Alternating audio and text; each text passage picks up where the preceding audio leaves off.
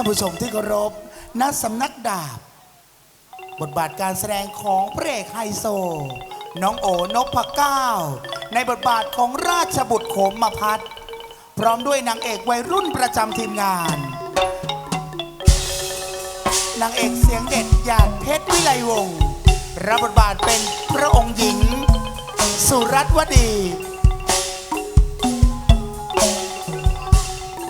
พร้อมด้วยดาวตลกซุปเปอร์สตาร์อรชรเชิญยิ้มและปะหวิวสยิวใจสวยที่จริงยิ่งจ้าจงมาอยู่นาเธอ Good morning จิตนา เสียงสิริพร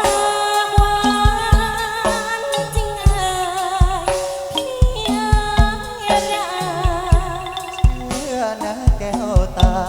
ใช่มายอเจ้า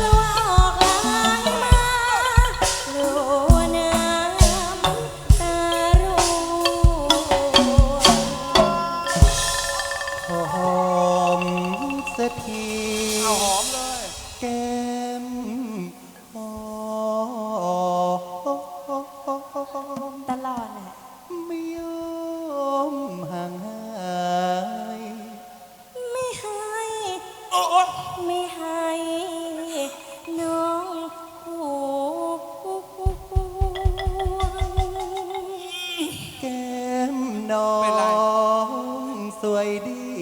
ขอบคุณไม่มีด่างดวงที่ยายมาทวงไม่หอมสักทีเงินที่ไม่ทวงขอกูเริ่มรำคาญลูกขอแล้วล่ะนานๆเข้ามาทีนานนี่อะไรทียิ้มมึงรำคาญลูกคอ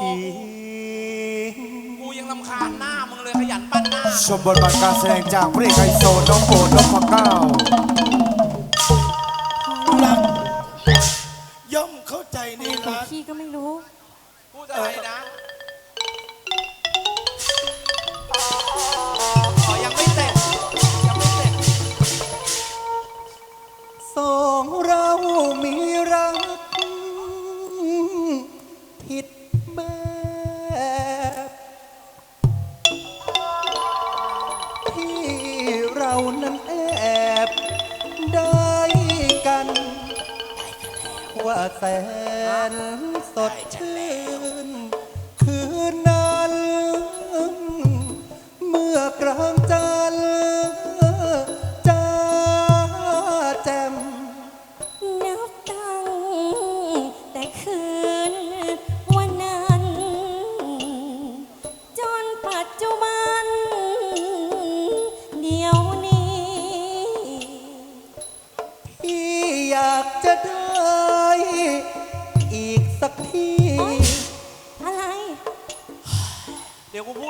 ได้ถนอมเสียงเอาไว้ร้องเกี่ยวกับกู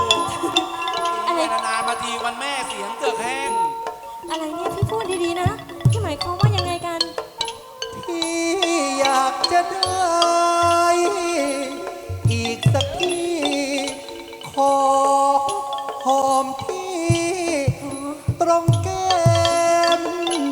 หายใจหมดเลย ความสัมพันธ์เมียผัว เราอยู่กันชั่วชีวิต สองเราจะรักกันอยู่เป็นนิด เหมือนก้าวที่ติดแต่งแต้ม เราจะอยู่ร่วมห้อง จริงๆนะ สองเราจะร้องลงลง รักจะไม่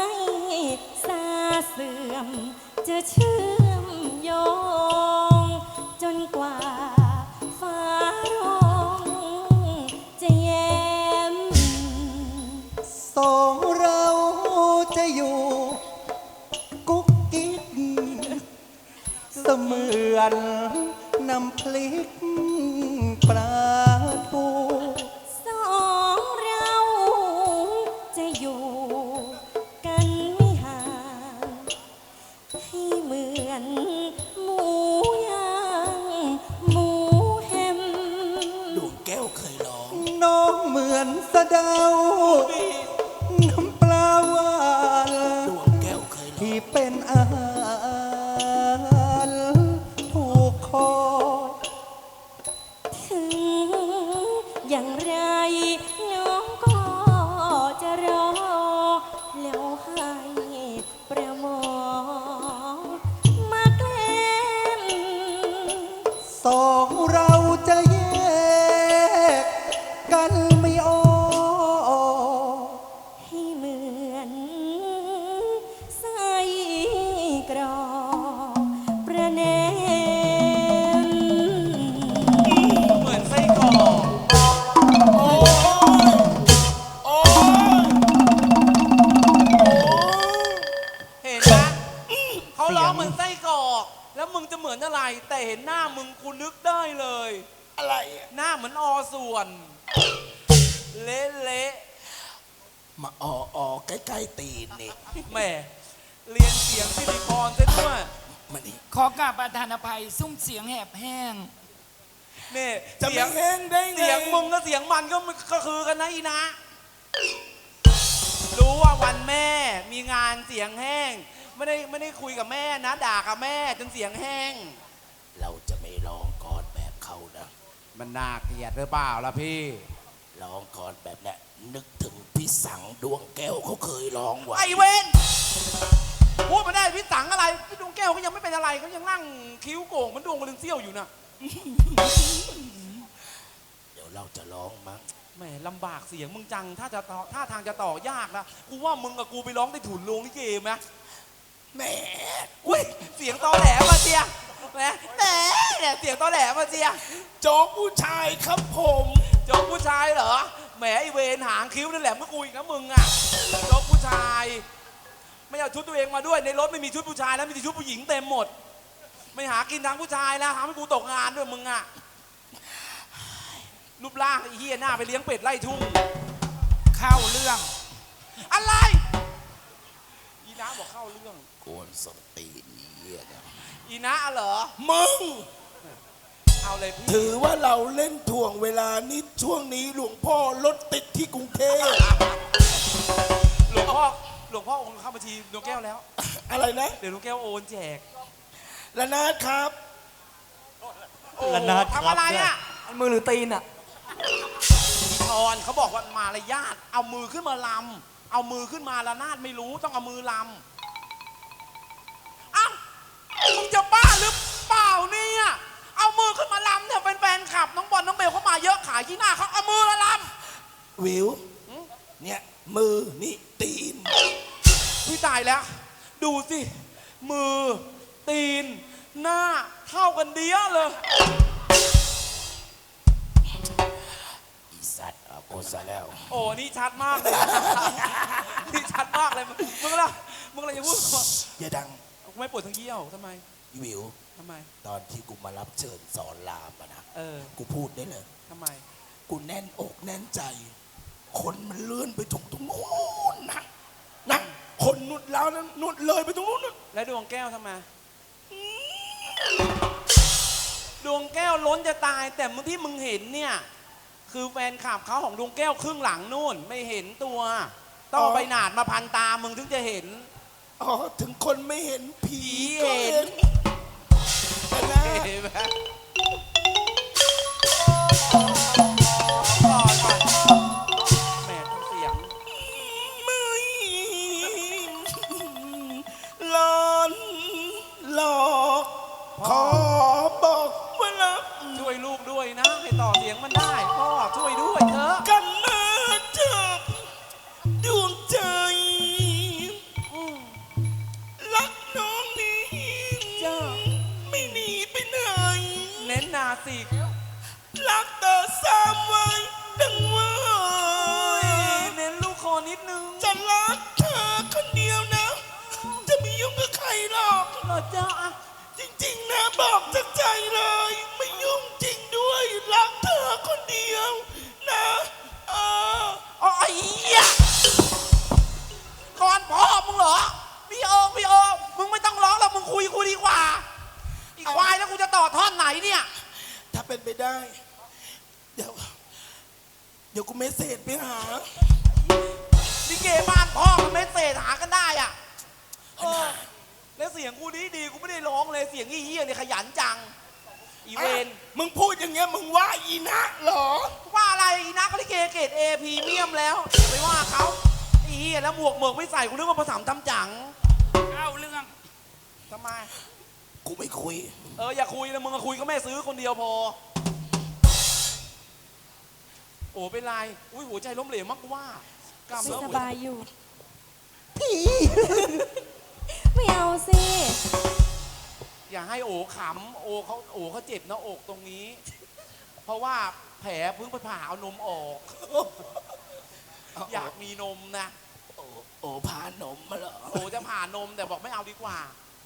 เอาออกเขาเจ็บ สุรวดี จ้ะพี่ วันนี้สวยจัง ฉันก็สวยทุกวันอยู่แล้ว สวยก็ให้พี่ดูนั่นแหละ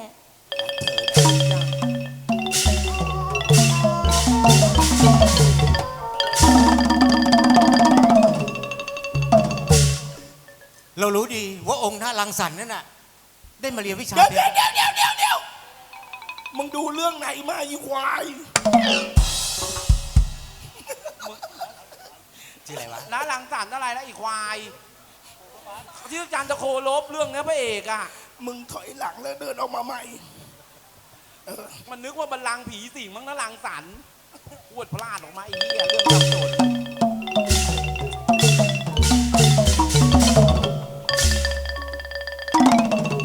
ณสถานที่แห่งนี้ข้าพเจ้าจำได้ องค์โขมพัดใช่ไหม ถูกต้อง องค์โขมพัดได้มาศึกษาวิชาความรู้เพื่อจะไปปกครองราชอาณาจักรสืบต่อไปคันปากแล้วกันอยากจะบอกแล้วเกินว่าตอนเนี้ยพระเจ้าแผ่นดินสิ้นสวรรคตลงแล้ว องค์พระบิดาสิ้นสวรรคตลงแต่ก็บอกไม่ได้มันเป็นคำสั่งของพระแม่เจ้าอยู่เปล่าก็ไม่รู้ เข้ามาเหอะประตูเปิดกูเหยียดเดินออกไปไกล ออกมาสักคนได้ไหมไม่สามารถจะพูดบอกต่อหน้าได้ มึงไม่ต้องใช้เสียงใช้ท่าทางพอ เดี๋ยวเราเจรจาเอง เฮ้ย ท่านมีอะไรบอกกับเราได้ เราอยากจะรู้นักว่าท่านมาครั้งนี้ ท่านต้องการจะคุยกับใคร กูขอภาคไทยซาวแท็กกูไม่เอาฟังไม่รู้เรื่อง มันเป็นภาคหนังผี พี่มาหาใครอะสงสารเสียงมันแห้ง มาหาองค์โขมพัดอยู่ไหม อ๋ออยู่เข้าไปเลย องค์เขียว เฮ้ยไปบอกให้ออกมาหาหน่อยได้ไหม ๆออกไม่ได้ ข้างในมีคนอยู่เยอะเปล่า ไม่เยอะ ไม่เยอะนะ องค์เขียว เป็นความลับ ๆเออ เขียวๆเหรอ องค์เขียว ถ้าหากว่าเป็นความลับ ๆพอเถอะไม่ต้องพูดถีบแม่งไอเสียงมา อย่าให้หัวเราะกันมากเลย เดี๋ยวพระเอกจะตายซะก่อน กู ฮะทำไมอ่ะ โอ้ มะเร็งกำเริบ โอ้อย่าเพิ่งตายนะ รอให้พี่เสียงดีก่อน ไม่ร้องหน้าศพหรือไง เขาจะมารอมึงทำต้นตีนอะไรจิ๊บหายจะไม่รอให้มึงเสียงดี องค์นี้ใช่ไหม คุยกับใครอ่ะ ภาคไทย องค์นี้แหละจ้า ฮะทำไมกัน องค์อะไรเหรอ อ๋อเปล่าจ้าเดี๋ยวจำได้แล้ว นี่ องค์ มึงก็เสือกรู้ องค์อะไร จำได้แล้วป้าช้อยใช่ไหมเนี่ย ช้อยไหนเล่า เฮ้ย ฮะช้อยที่ไหน แต้มเองเจ้าฮะ เดี๋ยวก่อน ขอกูโปรโมทหนังก่อน ไม่เคยดูหนังที่กูเล่นเลย แต่ ไม่เคยดูละครที่กูเล่น ตื่นไม่ทันไง พวกนี้เกย์สัน เดี๋ ดา ยว นขี้เกียจ นี่ เฮ้ยอีกบ ฮะ ละครที่มึงเล่นน่ะ ทำไม ถ้าจะดูต้องดูดม้ารอดู มัน ทำไม เช้าเกินไปกูไม่ตื่น 8 โมงไอ้พวกขี้เกียจลิเกสันหลังยาว ไม่ใช่ หากินตอนกลางคืนกลางวันแม่งนอนเป็นค้างคาว พวกมึงถึงได้อยู่กันแค่นี้ไง ใช่ว่ากูอยู่แค่นี้ แต่มึงอะแค่ไหน เนี่ยแค่ไหน กูอยู่แค่ลาดหลุมแก้วแค่เนี้ยกูไม่ไปไกล ทำไมต้องลากหม่อมฉัน เงีย มา บก่อนเงียบ ฮะ หม่อมฉันไม่ได้ จะมีใครรู้ไม่ได้ว่าเราโคมพัฒน์น่ะเป็นเจ้า เป็นความ เข้า ลับ ใจไหมปิดไว้ มีคนมาหากันพี่ อ๋อไม่ให้บอก นี่ว่าแต่มา บุคคลใน ใหม่ สำนักดาบใช่ไหม ใช่ คือบัตรตัวนี้องค์พระแม่เจ้ามีคำสั่งให้เชิญเสด็จองค์โขมพัฒน์กลับสู่พระนครด่วนพะยะค่ะ ฐานลูกลิ้นหล่น แต่เรื่องอะไรหม่อมฉันไม่สามารถจะกราบทูลได้จริง ๆ ไปทราบในเมืองเองก็แล้วกันพระองค์ ขอบใจมาก จริงๆเป็นความจริง เลยพี่ พี่ของมาพัก สัตวดี มีเรื่องอะไรหรือเปล่าจ๊ะ รีบกลับเถอะพะยะค่ะพระองค์ เอ้ย อะไร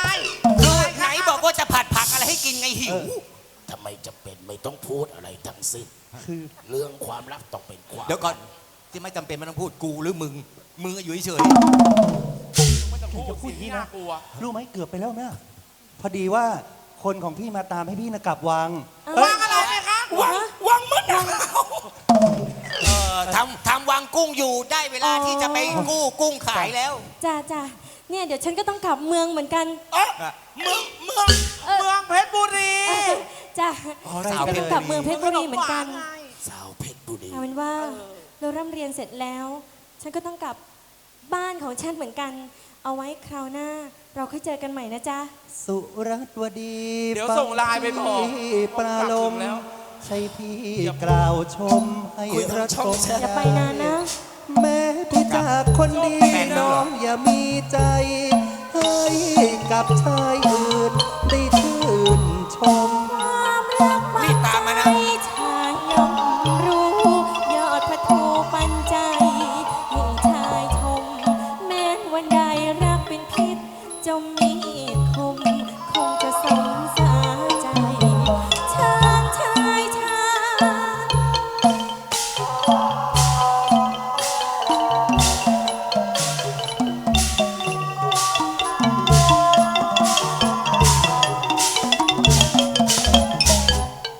เหตุการณ์จะดำเนินไปในรูปใดท่านผู้ชมที่รัก เลื่อนรักเนียนเฉลยของนางเอกดวงแก้วลูกท่าเรือ ทั้งโคมพันธ์และสุรัตน์วดีถึงข่าวต้องราจากกัน สัญญารักไว้เมื่อเสร็จธุรกิจของตัว ทั้งสองจะเข้าพิธีท่านผู้ชมที่รักเหตุการณ์จะดำเนินไปในรูปใดพบกับบทบาทการแสดงของนางเอกเสียงดีประจำทีมงาน เด่นดาราดวงดีพบท่านผู้ชม ในบทบาทของจุฑามาศหญิงสาวที่เพียบพร้อมทั้งจัญญามารยาทเหตุการณ์จะดำเนินไปในรูปใด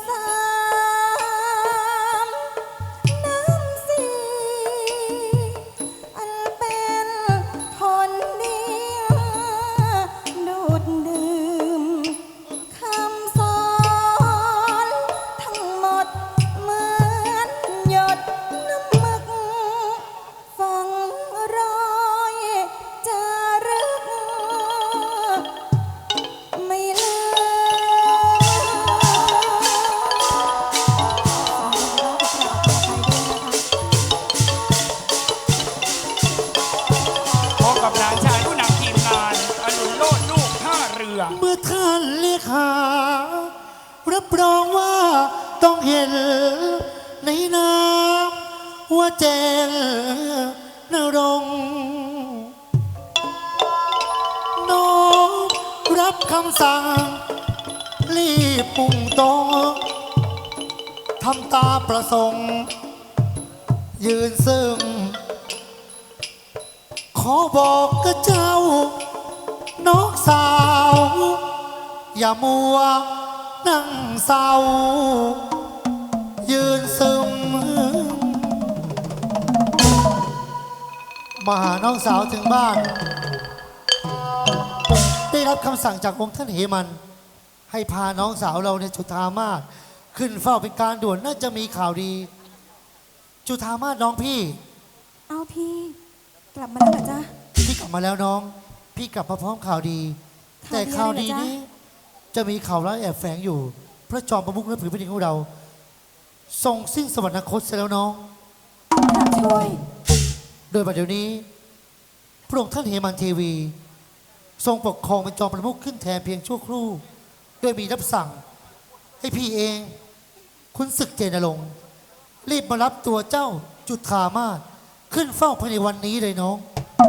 ท่านพ่อเป็นการด่วน มีเรื่องอะไรด่วนขนาดนั้นเหรอจ๊ะพี่ ถ้าเกิดเราเดาไม่ผิด น่าจะมีข่าวดี ราศีเจ้าน่ะมาจับ เชื่อพี่เถิดไม่แน่พระองค์ท่านอาจจะพาเจ้า แต่งตั้งตำแหน่งราณีให้กับองค์ราชบุตรสุริยอแก่เจ้าก็ได้ พี่พูดอะไรเลอะเทอะ องค์โขมพัททรงได้ตรงตามตัวกลับมาที่ไปเรียนวิชาเพลงดาบเพลงทวน กลับมาคราวนี้ต้องเป็นจอมประมุขแทนพ่อของพระองค์ท่านแน่และที่สำคัญเจ้าเอง อาจจะได้เป็นพระเลมเหสี คู่กับองค์โขมพัทจะน้อง พี่พูดอะไรเนี่ย ฉันไม่อยากจะเชื่อพี่เลย เธอนา ไปขึ้น เดิน รถถอะ ตาม จ๊ะ ผู้ใหญ่หมาไม่กัด รับรองเจ้าได้ดีแน่ ตามพี่มาเถอะน้อง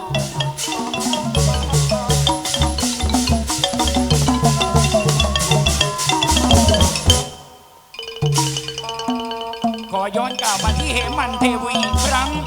นั่งรอคอยการกลับมาของลูกชาย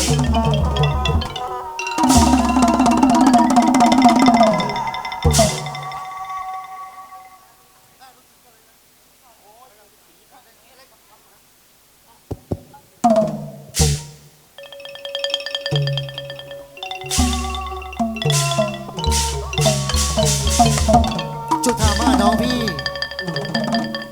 กิริยามารยาทที่เคยได้สอนเอาไว้ทำให้ดีนะน้องจะได้ถูกใจพระองค์ท่านจุฑามาศองค์เหมันเทวี พระองค์ท่านเป็นคนใจดีรับรองเจ้าน่ะเข้าตาแน่ พี่ยิบหูยิบตาเจ้าคอยดูพี่ด้วยกันแล้วกัน ได้จะได้ เข้าไปกับพี่ ขอได้ช่างสุริโปรดอาชญาโทษไปพ้นเกล้า คุณศึกเจนรงค์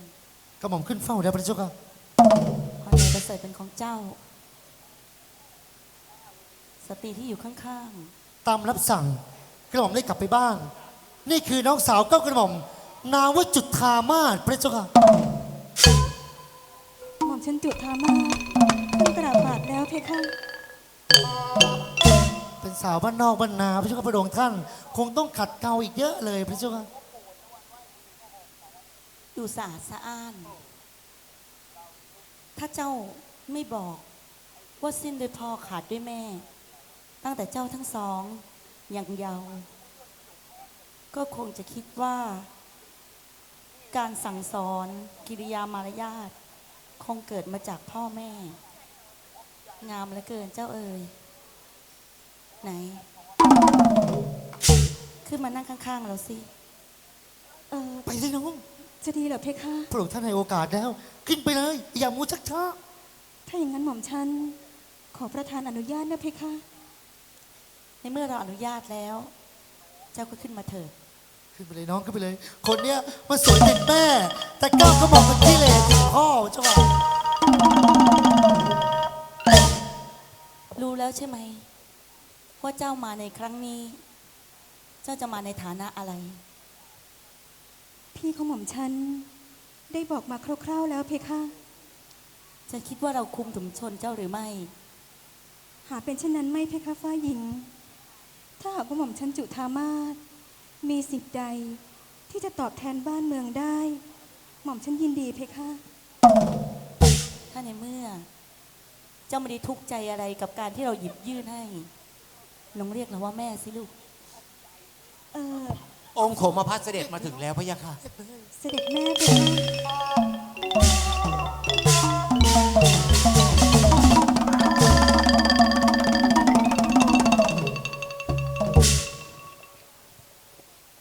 ถวายพระพร องค์สมเด็จพระราชมารดาพระเจ้าค่ะ กลับมาแล้วลูก พระมารดา โตแล้วเกินนานแล้วนะลูกนะ ที่แม่ลูกไม่ได้เจอกัน แปลกใจไหมลูก ว่าทำไมแม่ถึงต้องเร่งให้คนตามเจ้ากลับมา พระเจ้าค่ะมิหนำซ้ำสิ่งที่ลูกคล้องอยู่ในพระทัยตั้งแต่ย่างกายเข้าสู่พระนครหลวง ตั้งแต่หัวเมือง จวบจนหน้าประตูวังประชากรน้อยใหญ่ล้วนแล้วแต่แต่งกายสีดำมิหนำซ้ำยอดธงประจำเมืองยังลดลงเหลือเพียงกึ่งครึ่งเสา พระมารดาท่านยังแต่งภูษาด้วยสีดำสิ่งใดเกิดขึ้นหรือพระเจ้าค่ะ เสด็จแม่ เพราะในวันนี้ มันสิ้นแล้วด้วยพระบิดา พระบิดาไม่ได้อยู่กับเราอีกต่อไปแล้วลูก พระบิดาสิ้น ไม่จริงโอ้